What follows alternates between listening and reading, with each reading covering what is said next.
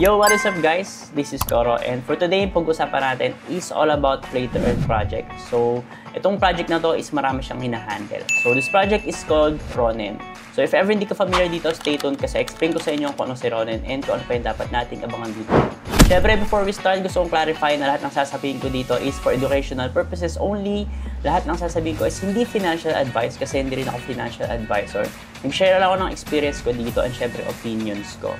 By the way, higit sa lahat, huwag niyo kakalimutan na mag-research muna kayo sa sarili niyo bago kayo mag-invest kasi lahat ng investment natin sa crypto is very risky. So with that said, tara start na natin ang ating video with Ronin. So yun guys, as you can see, ito si Ronin and ito yung Twitter. So dito ko papakita, hindi ko papakita lahat ng laro nila kasi pwede siyang explore mag-isa. Ang main reason ko for creating this video is people to understand ano si Ronin kasi medyo nalilito sila. So si Ronin is under kay Ronin Network. So ginawa na lang parang medyo memeable yung kanilang pangalan. So ginawa na lang Ronin instead of Ronin. And then under sila kay Ronin Network. So originally, isang project lang yung meron sila which is itong mismong pangalan nila, Ronin Mining Network. And then after that, mga several days lang, nag-release sila ng second game nila which is nandito sa banner, which is ito, Plants vs. Ronke. After Plants vs. Ronke, nag-minting sila tapos na-release yung game, okay naman siya. Although may mga bugs sila na finix, tapos may mga updates pa sila recently. Ang next nilang nilabas, ito yung Ronin Cars, no, if I'm not mistaken, or Bomber Ronin. So, anything dito sa dalawa. I think Bomber Ronin ata yung nauna. So, nag-minting siya, tapos yung game niya medyo na-delay siya. Tapos, full of bugs. And then, partner siya nito, and then tinake over na nito mismo ng Ronin Network. Kasi guys, originally, Bomber Ronin is another project na collaboration lang with Ronin. And ginawa nila dahil puro bugs and medyo na-frustrate na siguro. So, speculation ko lang, tinake over na nila mismong project kasi medyo nadudungisan na yung reputation ni Ronin when it comes to play to earns. Kasi hindi nila na-deliver ng maayos yung Bomber Ronin na game. So, tinake over na nila and dinedevelop nito, or I mean, dinedevelop nila to right now. After that, ito naman si Ronin Cars. So, ayan, under development pa rin yung game nila. I think collaboration to. Next is yung OG Bears. So, si OG Bears, NFT PFP siya. So, if ever hindi ka familiar, ito yung may mga utility siya. So, hindi siya play to earn. So, mag-mint ka nito. Tapos, meron siyang utility or mga exclusive perks. Doon nakabase yung value ng mismong NFT na to. So, nirelease nila to.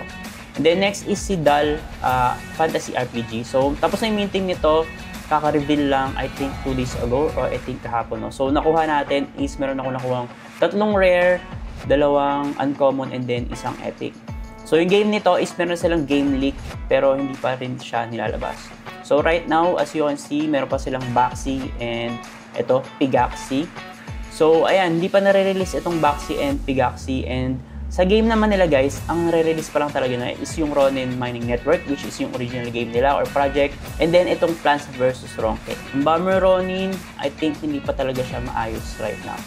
Tapos yung Ronin Cars, hindi pa rin siya available. And then Dal Fantasy, OG Bears, wala pa siya masyadong utility. And right now, medyo inaayos pa rin ata nila yung utility nito kaya hindi pa masyadong maayos yung price niya. Kung mahilig ka manood ng sports, esports at iba pa, alam mo na ang sasabihin ko. YoHoHo.bet, so supported to ng iba't ibang mga countries at syempre, iba't iba ring mga currencies. Meron tayong iba't ibang mga sports dito katulad ng volleyball, basketball, even ice hockey.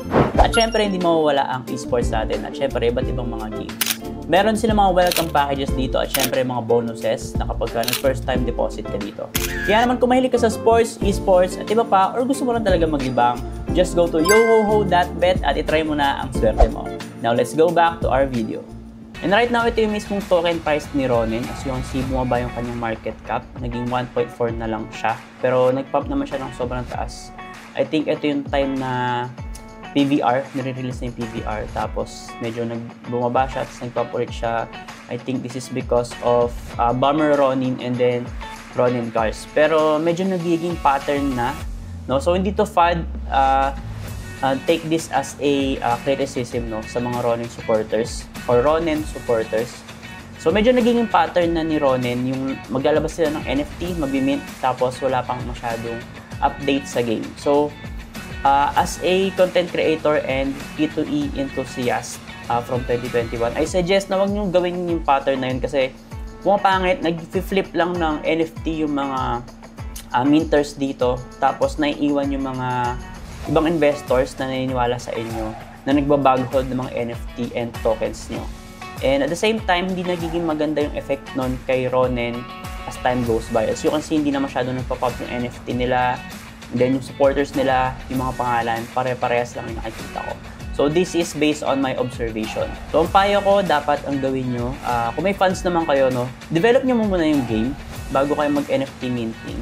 Kasi kapag masyadong malayo yung NFT minting nyo dun sa pag-release ng game, wala masyadong magsusupport ng NFT nyo, and yun nga, papangit yung market ng mismong NFT nyo, and syempre yung token, and as a whole, yung image ni Ronen Network. Pero kudos sa Ronen Network kasi meron silang ginawa lately na gusto ko talagang magawa ng ibang mga project dati pa, no?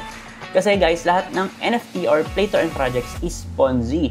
Not unless meron silang ibang pinagkukuha ng liquidity or revenue. So dito, si Ronen Network, meron silang in-introduce lately. So, introducing Ronen ads. As you can see, meron silang ads dito sa kanilang game, which is yung mismong Ronen mining network. Ito, nandito yung ads nila.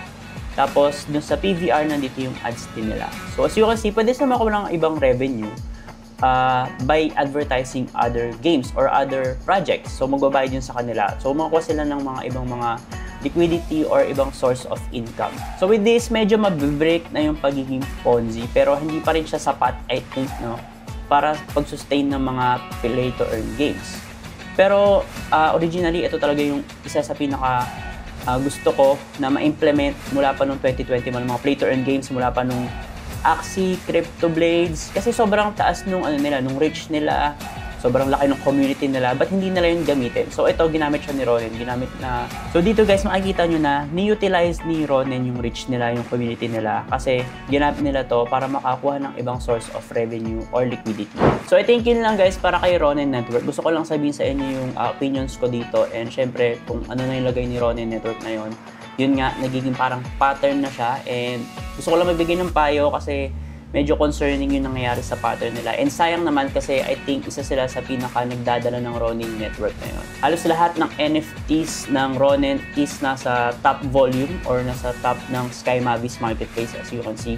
Hindi naman natin mapapagkaila na sobrang dami ng supporters and minters talaga. Pero yun nga, sana i-break nila yung pattern nila, and yun nga, more success naman kasi pag naging successful naman to, as much as possible, siguro magkakaroon ng effect sa whole P2E industry. And syempre, magiging successful din yung ibang mga projects like Valhalla Reborn, tapos Farminland, tapos iba pang mga play-to-earn games.